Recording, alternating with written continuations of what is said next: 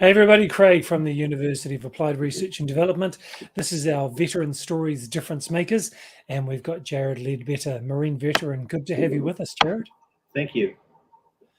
Jared, I'd love for you to share your motivation for getting into the military. Uh, Wanting to do something different. I had reached a point in life where, through high school, I could do after two of my head, and then I had reached a point where I could no longer add subtract, mostly due to drug intake and poor choices. And uh, I decided one day to set the bar for my younger siblings, and that's kind of what led me down that path. It's great. Did you always feel like you wanted to be a role model for them, but it was bad choices, or was the wanting to be a role model something that was new for you? It was new. Yeah. What motivated that? It was an epiphany. Just one day I was like, holy crap, I need to do this. Was there an absence of other role models for you and your siblings? I would say so. I mean, my dad had a very strong work ethic, but outside of that, not really. Okay. Why don't you tell us about some of your experiences in the military, your duration of service, and where you might have traveled to, or some deployments? Sure. So I did 4 years active duty Marine Corps. My first unit was in Okinawa, Japan. Spent 2 years there, and then after that, I went to Camp Lejeune to work there. And when you were based at the camp, what were you doing there? So my MOS was supply admin, and uh, whenever I got to Okinawa, my first unit, I actually ended up doing a lot more supply warehousing when I first got there because we didn't have the people. So I ended up spending 75% or more of my day working in the warehouse, and then the rest of the day working in the administrative side, writing up transactions and stuff uh, on the keyboard. And due to the influx of personnel that we didn't have, lack of personnel, I ended up taking my laptop home a lot in those early days to catch up on the admin work that I didn't get done. So I was pushing 12-hour days quite frequently when I first started there. And what did they do? Did it get you recognized and promoted? No, Okay. not one bit. Um, from a recognition standpoint, the other Marines in the unit saw how hard I was working, and they respected that because I was the only one bringing work home because it needed to be done. Um, and then from my actual workshop, the recognition was only that I knew what I was doing. I rapidly became an expert in the field, much faster than I should have been. And with me having a photographic memory on top of that, that allowed me to consume an extremely high level of information. And so all of this compounding uh, put me into I wouldn't say leadership role, but more of an expert role really rapidly. And I've kind of Right. carried that with me.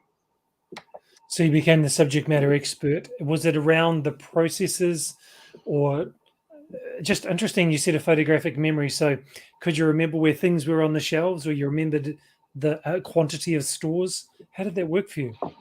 Yeah, so I was able to actually channel my brain to focus on the processes, procedures, uh, transactional format requirements, um, Mm, the status of orders and where material was moving and whatnot, even locations on the shelf. All of that was able to be retained very quickly. And uh, at the time, we were still doing these old legacy style transactions that were, MS DOS type stuff. So it's a lot of coded data that you Right. have to enter.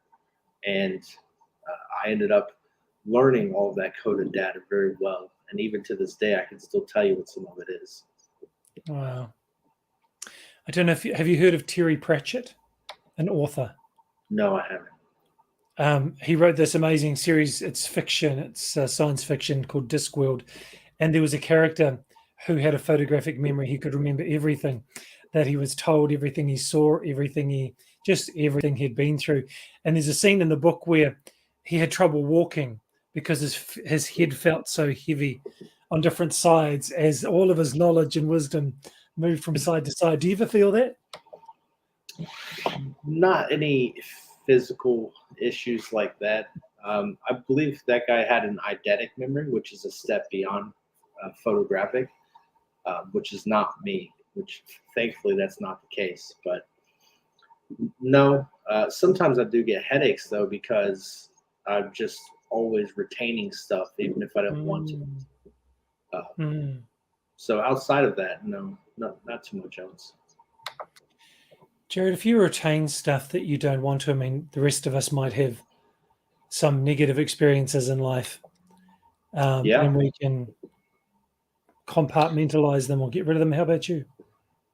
yeah, I don't really have a choice on what I get to retain and what I don't. Sometimes, though, I do wish that I had the ability to selectively purge things. Um, like there's a movie, it's a cartoon, Big Hero 6, Uh-huh. I think it is, where that might not be the one, but it's one of those movies where the robot has to go through and selectively purge information to retain um, memories of the. There's actually a girl in the robot. I don't remember the name of it, but yeah, I feel like that would be a useful thing that I could add to really reduce some of the stress of retaining so much stuff. Mm, mm. So, what are some that you've just mentioned the memory for processes and things like that? What are some of the other skill sets or knowledge that you picked up in the military that you've found useful now as you've moved into civilian life? I was listening to a podcast. You were being interviewed by, I think, Richard Kaufman, and he was talking about military experiences, and you said about the standard operating procedures and how in the military you learn how to do that, you follow those, and then when people move into civilian life, you forget all about it. Yeah, so a couple of things that I picked up that were the most, I guess, impactful for me after the military was being able to work with all of that coded data. That kind of that type of data entry and hand jamming things out on the keyboard. Um, Actually, even getting proficient with 10 key, I got to a point where I would never have to look at the keyboard on the 10 keypad, just because you're typing so many numbers every day. Those helped propel my typing abilities even further than I had already gotten, as well as being able to understand the need for coded data and how it's applied and received and processed. So that was very, very useful. Another thing is that I started using Excel a lot to try to uh, do more than just look at the spreadsheet. Um, and after I got out, I was able to excel that further beyond. But that was really useful getting familiarized with the possibilities. I quickly learned that anything that you want to do can be done. You just got to figure out how. And so Mm, using that helped me understand that. And then the third part was that understanding the procedures, the SOPs, understanding the importance of having them, and then the disarray and chaos that can ensue when you don't have them. That was very profound and led me in other roles to create extensive SOPs for the roles that I was in. mm. Yeah, interesting. And your transition from being in the military to civilian life, were there any challenges in that transition? And was what sort of help did you receive with it? Yeah, it was kind of rough. The first year was the worst. Um, two weeks after I got out, I applied for this job at a video store, a local family video, and the only thing that I put in my application was Marine Corps. And my three favorite movies were all military movies. At the time, that it all made sense, right? Uh, but when I called them to follow up about my application, because me working with anywhere from 70 to $600 million worth of inventory, I can handle videos, right? And so I called them up to find out what was going on with my application. So they asked me for my name. They pulled it up, and then within 3 seconds, they're like, "Yeah, we're not interested." Like, instant response, and that really showed me really quickly how the perception of the military to non-military personnel is very different than what we go through. And so that was a rude awakening really, really quickly. Uh, and then a couple of months after I got out, I ended up in the homeless shelter. So I was there for about 4 months, and then I ended up getting kicked out of there uh, because I got a new job and my schedule had changed from third shift to first shift, and I didn't tell anybody. So I just hung out for a couple of days waiting for the first day to start to make that transition. And they found me, or they saw me when I was supposed to be at work. I ended up getting kicked out for that. So then I lived in my car for about 4 months. So that was fun. Um, having everything that I own sitting in my car. Don't even have enough room to be able to lean my seat back to be able to rest. So that was definitely an interesting time. Uh, in those days, I actually bought a gym membership just because they were 24 hours and had a shower. You, you learn to make decisions based on needs very rapidly whenever you're in survival mode.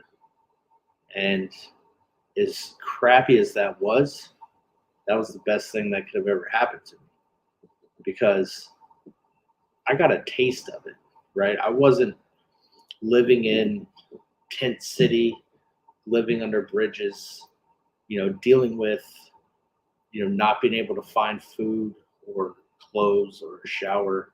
I was able to find those things so that I didn't have to suffer as bad as some of the other people were that I had encountered during my tenure of homelessness.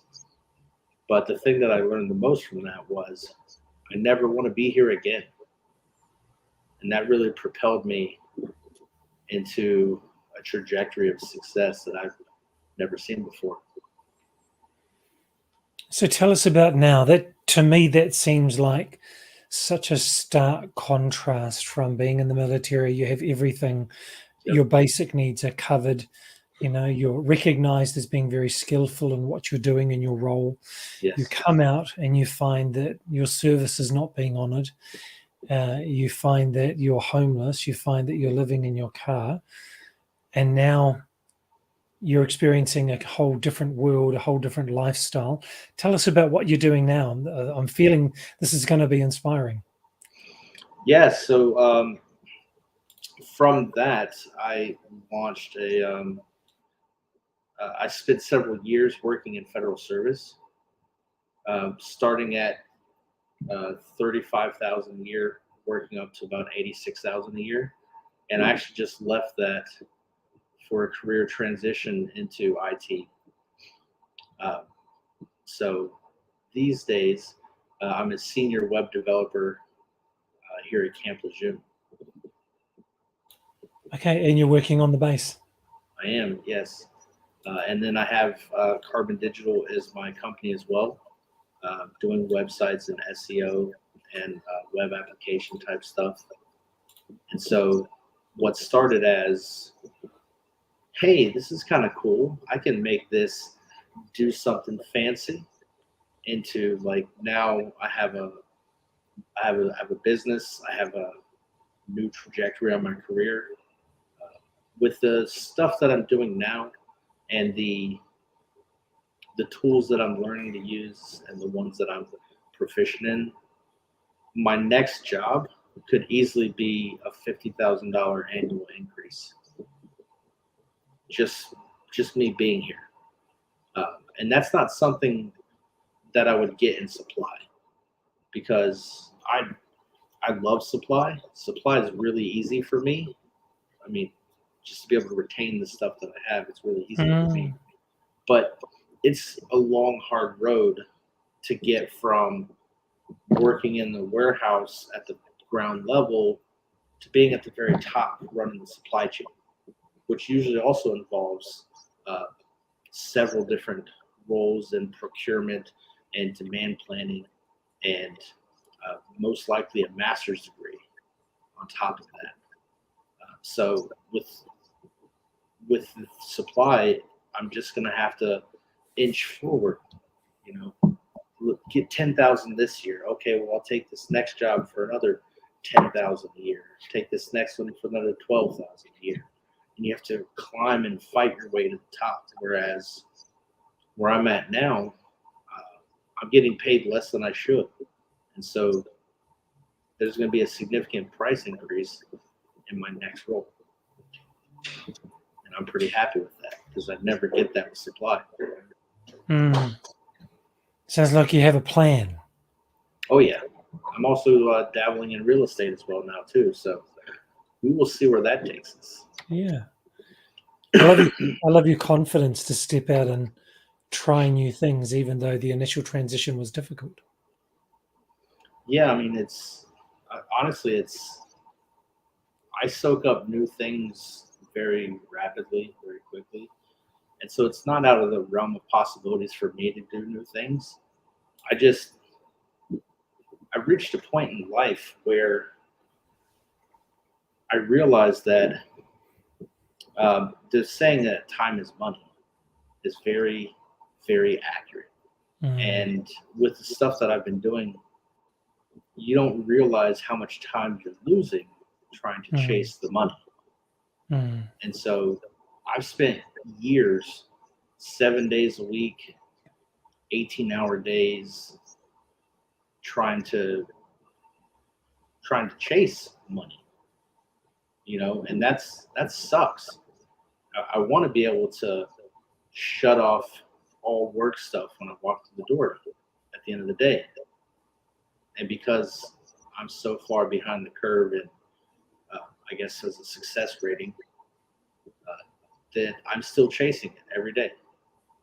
And I don't want to have to chase it. So if I make more money at my job, then I don't have to work as hard when I get off work. If I invest in real estate that can run autonomously of me by hiring property management companies and whatnot, then I don't have to deal with those people. I don't have to worry about those processes.